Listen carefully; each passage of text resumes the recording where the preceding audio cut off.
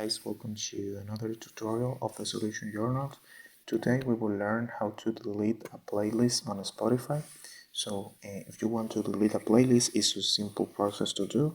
The first step is go to the application, and here in Spotify you need to go to the option of your library.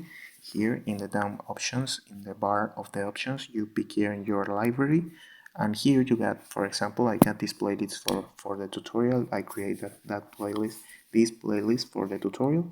You pick here, and after that you need to pick here in these 3 points, and here you need to pick in delete playlist. This is the third option, and the top to the end of the options in this panel. Delete playlist, and that's it. So when you delete that playlist, you get a song here. All that songs is delete of your playlist, and this is an easy process to do. Is remember in the 3 points into the playlist and delete playlist. So and this is the process. I hope this tutorial was helpful for you.